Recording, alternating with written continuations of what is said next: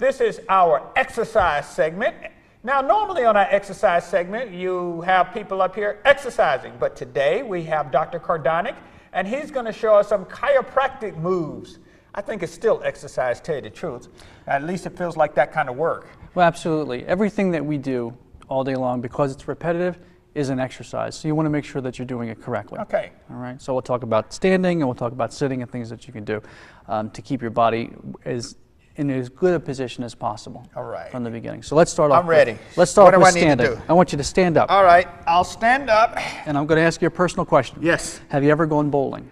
Yes. Yes. So when you get that bowling ball up in your hand over your elbow, no matter how heavy it is, once you get it there, you can hold it, right? That's correct. But once it comes forward, all the muscles in your shoulder and your upper arm have to contract to hold that upright. Right. And if you stop midway, that's going to get tired real soon. Okay. So that is your head. Okay, so put this down. So when your head is forward of your shoulders, for every inch forward, an extra 10 pounds of weight is pushing down from gravity. I got you. So we want to make sure that's right. So you want to make sure that your ears are back Okay. and your shoulders are down. So not rigid, tight military, but you want to have your weight of your head over your shoulders. So that bowling ball is not doing a lot of work up in here. In addition to that, when people get tired, they kind of do this. Right. They lean to one side. So what you want to do is you want to have your weight on both feet. Both feet, yeah. Balanced. Actually, I learned this in theater. Our theater guy would make us You look very stand, imposing. You know, like that. And be centered. Yes. Is what it is. And it's better for communication too. People believe you when you have your weight balanced on both feet. So if I have some patients who just can't get out of that habit, I tell them to put their feet a little bit wider apart so that they can't get over. Well, I'll tell them it'll stop hurting that knee. It'll absolutely start hurting that day. So that's the standing. So it's your head and your shoulders. So I tell patients, if you walk past a mirror, check your posture. Yeah. If you see your reflection in a picture, anything, get that posture back straight. You know what? I mean, I know that we're talking about, the spine and all that, but also that does for people is that it gives you a sense of confidence. Absolutely. If you are centered and you feel it. I don't know why it does that, but it does. When people see you, they'll go with you. Well, if I can go off on a second, with your posture, when you're in a bad mood, what kind of posture do you have? All right. So people see you coming, they know your mood. And if you're in a bad mood all the time, that becomes your posture. Yeah. So if you change it to a happy posture, it's always better and it's even more when you're in straight. a bad mood, they'll think you're in a good mood. They won't even know it. There you go. So that's great. So posture's a wonderful thing. So have a seat there. Okay. So now when you're at your desk and you're working on your computer or your laptop or your desktop, you want to make sure that everything is right in front of you, the monitor is a good level, and you don't want to have the monitor over here and the keyboard in front because then you're doing the whole twist thing. So we don't want that. So we want everything straight. Now, OSHA, the government organization that talks about what we have to do in the workplace, says if you're sitting at a desk job, you need to get up at least 5 minutes every hour. Okay. That will get the pressure off your spine and that will get you moving. I get patients that complain that if they lose 5 minutes out of their hour, their productivity goes down. But what actually happens is it goes up because they're not fidgeting around and reshifting. So you want to check your posture when you're doing that. In addition to that, you don't want to sit with your legs crossed because that becomes a habit too, because you'll be going to the same side all the time. So you really want to have your weight, your legs balanced and with that. So, so that's with the sitting, and we've talked about the standing. We'll talk about sleep. Right? So when you sleep, you really only have two choices. You can either be on your back or your side. Stomach is out. It's bad for your spine. Your body will curve into the mattress, jamming the lower back, but it also makes your waistline bigger. That's usually the reason that gets people to get off their belly, because it stretches the muscles in front. All right? So you want to be on your back or your side. When you're on your side, you have to make sure that your pillow is thick enough so that when you have it between your neck and the mattress, it makes up that distance to keep your head straight. In addition, if your lower back is bothering you, you want to put a pillow between your knees.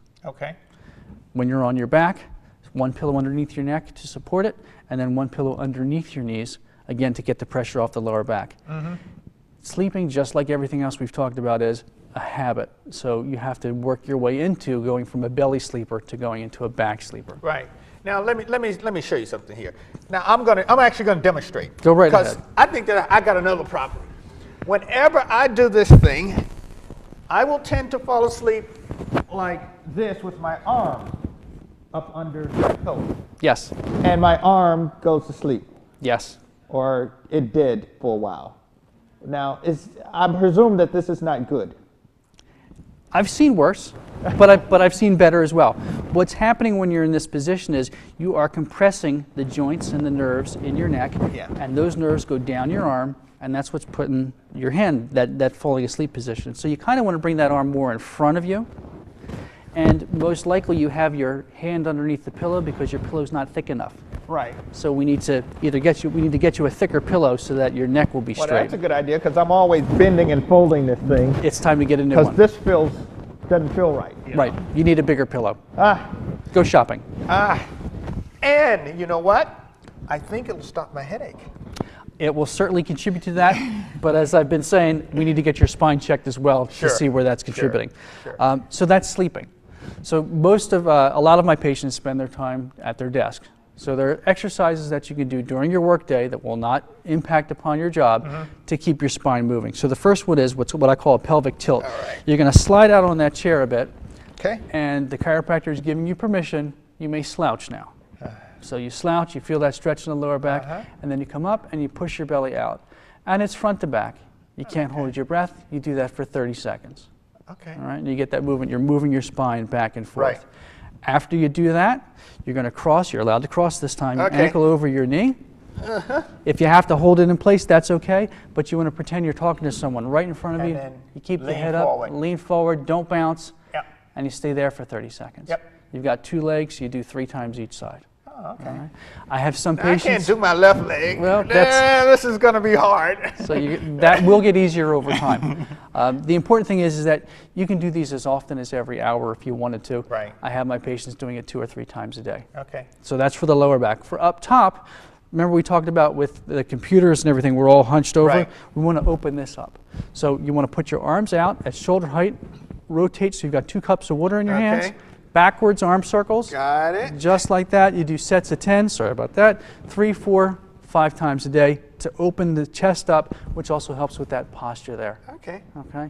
So that's one thing. Another thing is, at the end of the day, when your head feels all heavy and tired, you get all that achiness back in here, or it's pulling and giving you those headaches, if you put your hands in front of you like this, as you breathe out, you gently push your hands away. Okay. Feel that stretch in between your shoulders, and then lean one wrist a little bit, and then lean the other wrist a little bit. And you go back and forth 2 or 3 times with that. Okay. And repeat. These are exercises just like everything else. Do them at the beginning of your day, but never first thing, because you want to make sure your body is warmed up first. Right. Do them during your day, and then certainly at the end of the day, either before you get home or when you get home, that will get the blood flowing so that you can go about your other job once you get home. Okay. All right. Now, I got a question about these macho guys that want to lift weights after they do all of this. Because, you know, we got to do our 25 or 35 pound weight, which is probably too much for some, you know, unless you're really strong and doing this all the time. Right. It really depends upon what you're going for. But when you talk about the big muscle guys, no pain, no gain, which is what they have all at the gyms. Right. If it hurts, you need to change how you're doing it. Right. You should be able to get the benefit without hurting yourself. You always want to do perhaps low weight and high repetition. Do something a lot of times, but do it correctly. Okay. All right. Well, I think this is wonderful and magnificent. I know I need it, and I need to know more about how to keep myself healthy, because I literally hurt myself every 3rd time that I go out and try to do something. And of course, I always try to do something new, and I kind of push the envelope sometimes. And I need to learn how not to go that far. So, Dr. Cardonick, thank you very much. Thank you. For showing us these things. And I know that people are going to get more information by going to our website. Dr. Brett Cardonick has been giving us some great pointers on keeping our spines and bodies healthy. And he continues to do that even on this episode. We have a number of folks here who are going to, you know, get down. Today we got another intern. That's what we get interns for. Enon, am I right? Ena, there we go. She's going to be our what do we call these people? Test subjects. Testers, there you go. She's going to be our tester. So, Dr. Cardonick, why don't you tell her what you want her to do today? Before we pick on her, we're going to pick on you. All right. So I want you to pick up our improvised weights there. Oh, yeah. So now the first thing is, whenever you pick up your weights, let's put them back down again. We might as well do it correctly. Okay. You always want to get right in front of them. Yep. Pick them up, keep them close to your body, and then stand up. because if you're reaching and twisting, that's potential for injury. And Right. as much as I would love to have you as a patient, rather not it be on this show. I mean, me too. Okay, so when you're doing the weights, when we talked about your head posture before, even when you're doing bicep curls, you want to keep the head back, and you really want to isolate, and you want to keep the elbows back, and you keep the head relaxed. At the same time, you don't want to hold your breath. Right. So you want to breathe. If you have to count out loud, you want to do that. And let's say that you're working your arms and your upper body, but you have a low back problem. You can do those same exercises sitting down. So you sit in the chair, you sit all the way back with support, and you can still do it. Got it. So even though you have an injury, you can work your way around it. Now, does it make a difference doing it this way or opposite hands? It depends what you want to do. Okay. You can have, there's a lot of exercises with dumbbells for biceps. If you really wanted to have fun and work your core, you could stand on one foot and you can do your biceps because this has to contract. But you got to be careful with it. That's more advanced. Oh, boom. Exactly. So we don't. Again, I don't want to create any injuries with evidence of tape. All right. So it's about keeping your posture good, your head up. Another question that comes up is, well, how much weight should I do? When you're doing bicep curls, for example, you want to have enough weight so that 9 and 10 are difficult to do, and you really have to dig deep to get to it. Okay. That's if you're looking for strength and size. If you're looking for muscle tone, it's low weight, high repetition. You want to do 3 sets, and you just want to take your time, and you want to work the muscle, and you want to concentrate with it. Okay. See, I'm not so sure I do them right now that you tell. Now, I'll tell you what I do. I actually have 35-pound weights that I actually curl, and I do them in 15 rep segments, usually opposite. Right. I rarely do the 2 together. Well, I got to say, if you're doing 15 repetitions and you're not having any problems, no problems that I'm aware of. Then you either increase the weight, or you add another set. Because otherwise, we talked about change. Your body gets used to it, and you're not going to do anything different. So you want to modify how you do it. I just don't do it as often. I mean, sometimes I wait 2 or 3 weeks before I do it again, and then I'll go for 2 or 3 weeks. So again, it's the repetition. So if you're doing it every 2 or 3 weeks, you can do whatever you want because your body's not going to remember it by the next time you get there anyway. Right. Okay. So before we get to you with the lower back program for low back pain, we talked about how when new fads come out, new exercises, routines, and something exciting is there, new injuries come up as well. So the new thing is Zumba. We're not going to make you do it, but the new thing with Zumba is people are now having knee problems. And it's not so much from the jumping up and down that they were getting from aerobics, it's because their feet is getting stuck and they're twisting, because with Zumba, evidently, you have to twist and you change your position. So using your hips a lot. Using your hips and your feet. So you got to either put on socks so that you can slide, or you get the dance shoes so that you can slide, so that you can move your body without injuring your knees, which will also help your hips and your lower back. So that's the Zumba tip. But let's talk about low back pain. So if somebody has low back pain, we have to get things moving before you can go into your normal exercise routine. And again, whenever you start an exercise, you never want to do it first thing in the morning. You want to make sure your body is warmed up before you get started. So the first one is for your lower back to stretch it out. So I'm going to have you lie down on your back right in front here. All right, and what you're going to do is you're going to open up those joints in the lower back. So you're going to grab one knee, grab your right leg, and you're going to pull it up towards your shoulder, and you feel that stretching in your lower back. I'm glad you have your head down. You don't have to have your head up. Keep it relaxed. You hold that for 3 to 5 seconds, feel that stretch, and then you do the other leg and pull that up, and really, really pull that. I know you're young and flexible, but for the rest of us, this is what you want to do. From there, you then do both legs. Okay, so then bring those up, and you feel that stretch there, and then you would repeat it. You run through that 3 or 5 times. Now, see, if I do that, my knees would be popping. Just the first 3 times. Making all the noise. The first 3 times, then it will loosen up. So you're gonna run through that 3 to 5 times, and then from there, we're going to work on what we talked about, the cat-camel exercise. So you're going to get on your hands and your knees, right? Just like a cat would do I like this one. I like this one. So everybody can get on their hands and knees. All right. So the first thing is I want you to get like a cat. So when a cat gets angry, what does it do? Raises up its back. Right. So we're going to go the other way first. So the back comes up, the head comes down, and you exhale when you do that, and that's going to stretch everything up in here in the back, and then you go the reverse to the camel. You breathe in, and you pick the head up, right? And then you go the other way again. Sound effects are great. And you'll do that 3 to 5 times. And the more you do it, the easier it gets, and you'll get more flexible as that goes on. From that position, we're going to keep with the animal theme, and we're going to go to the downward dog, which is a yoga exercise where you're going to stand on up carefully. Okay. And you're gonna walk your way back. She's showing off now. And when let's see if we can do this one. There you go. That's great. Now, you're gonna let your head relax. Get back down there. Oh yeah. I'll watch her now. All right. So, So you're there. Let your head relax. Feel the muscles in the backs of the legs stretching, which is going to help the lower back. Let your head rest too, because we don't want to mess with that. You do that for 3 to 5 breaths. And once that feels nice and loose, then you're going to go from the dog to the cobra. So you're going to get back down on the floor. There you go. And you're going to let those hips come down. Okay. And you reach up and you tilt your head up to the ceiling. And you're going to stretch and you're going to feel that pulling. It's going to pull in front. It's going to pull in the back. It does. You breathe there for 3 to 5 seconds. 3 to 5 breaths, I should say. And then you relax. Okay. And then you can repeat that. All right, so it was the knee to chest exercise first, so you're on your back. Then you'll be doing the cat and the camel. From there, you then do the dog, and you go right to the cobra. And we're getting flexibility for the lower back, so that from here, if you want to go ahead and do a more vigorous routine, you can absolutely do that. But this is a way to get started for some lower back exercises. You know, this is harder than she makes it look. I know. You're not stuck, are you? No, I'm not stuck.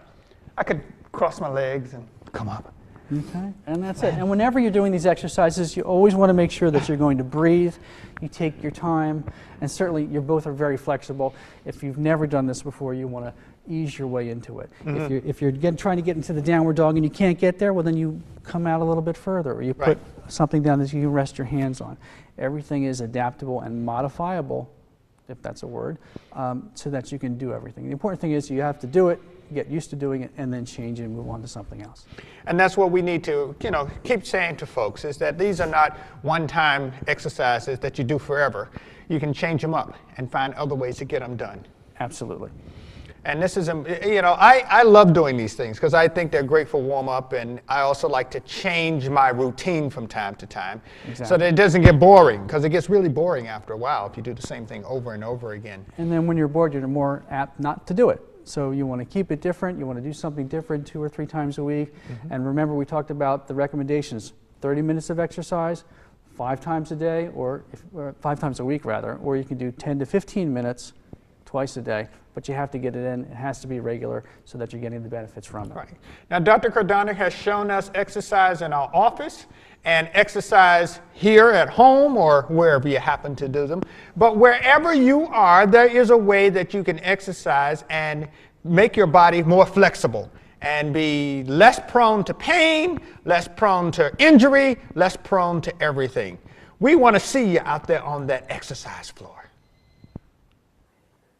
This is one of my most favorite segments, and not because we have sharp knives, but we have good food. That's what I like. Look, I have today with us Susan Brown, and she is a nutrition consultant. I know you ran a restaurant, you did a number of things. Why don't you tell us what you have done? Well, it started as a teenager. I was actually not feeling too well. I was eating a lot of sugar and feeling run down, and I started to investigate my own health, and it led me to a holistic doctor who had me get off of sugar as a teenager and start eating whole grains and some good food, and I felt a big difference in my health. And then by the time I got into about college age, I decided I wanted to do this for a living and get involved in this as a business. So I dropped out of college and I opened up a health food store and I put a restaurant in and just kept learning, and just kept learning. Well, see, now for you it's a life habit. It's what you do all the time. Yeah. And you stay healthy.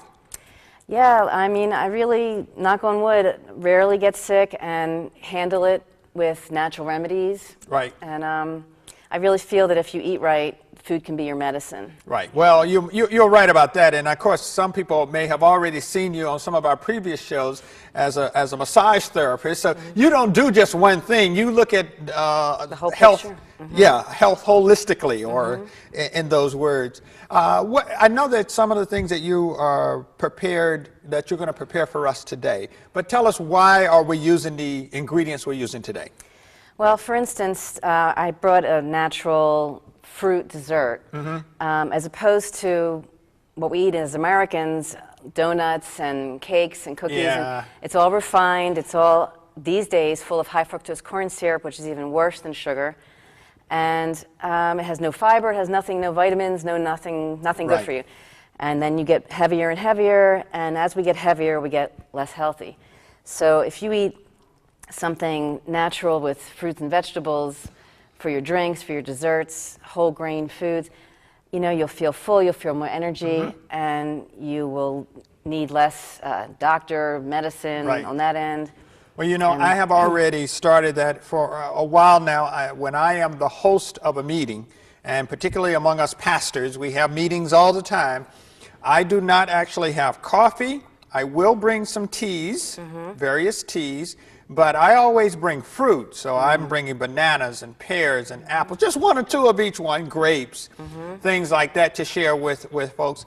And the most miraculous thing is, no one ever asked me, where are the donuts? That's great. They much prefer to have the fruits and and those kinds of things, and we feel better in the end. It's very addictive, the sugar, but it's so nice to not feel guilty after you have something that you enjoy and get energy from, and you don't have to, beat yourself up. I just, you know. Well, why don't we try it? What are we doing now? I know you've got, what, bananas? Yeah, I brought frozen bananas and Okay. frozen peaches and frozen blueberries. All right. And you can just make a dessert out of that with no added sugars or anything else. Let's go for it. All right, so this makes a lot of noise, but Oh, that's okay. I'm going to turn on the machine. See, I also noticed there's some folks in the crew who are waiting on you to do this. Okay. All right. I have a plunger, yep.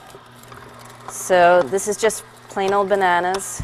Frozen bananas. You put these in the freezer before you run them down here, right? Yep. So we're going to make this dessert with frozen bananas in this machine, this juicer here. Makes a lot of noise.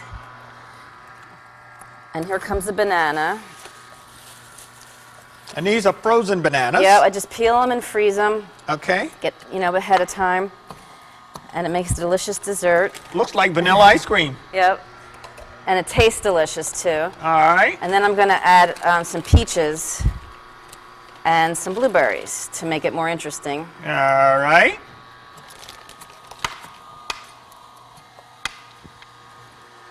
All right, there's the peach. And we'll just do a little, Which one we got in there now? a little blueberry. Blueberries, yes.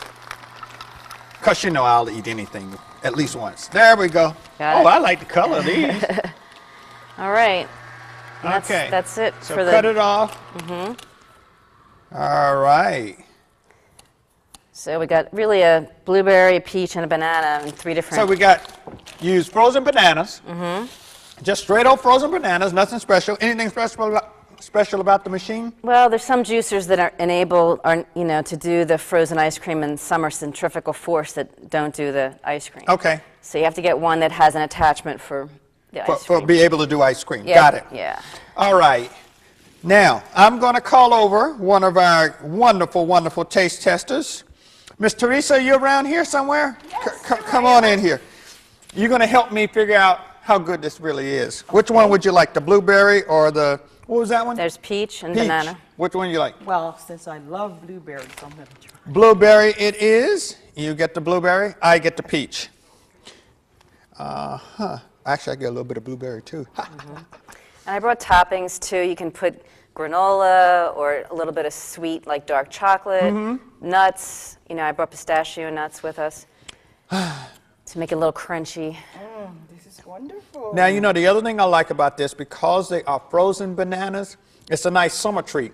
Yeah, it tastes cold, it tastes sweet, it tastes creamy, like you think you're eating ice cream. That's right. All the things you want from ice cream. And it's got nothing but good things, lots of vitamins, potassium, And minerals. no sugar added, and no this and that, and no fructose. And Right. Yeah, yeah, it's all good. Now, this is actually wonderful, especially if you want ice cream and you have to stay away from it. This is the way to go. Yeah, Well, you know, people with who suffer from diabetes and Yeah. other things like this is why the raw foods and the fresh foods and those kinds of things are so important. yeah, and it and prevents. for people to do. Yeah, and eating this way prevents things like diabetes. You know, if you eat nice natural fruits and vegetables instead of all those refined foods, you're going to have, you know, more of a chance, a much higher chance of not getting these diseases too. It's prevention. And see, you've already had experience with it because you started when, you know, you were a teenager, finding out that when you started eating better, your health got better. Yep.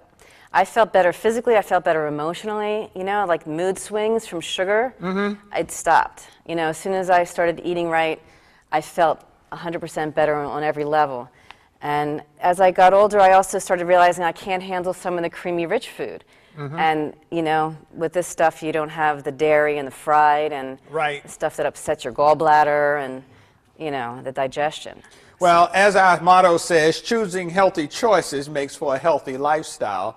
And you are a prime example of that. You are a massage therapist, a nutrition consultant. You've run restaurants. You've taught people how to do this on a daily basis. And you are an example of what good health is all about. So thank you very much for bringing this to us. I think you out there in our audience, I think you'll love this.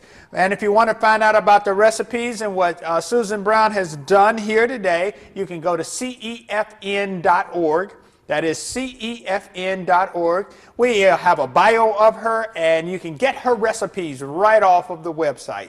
So get something. It does help your health.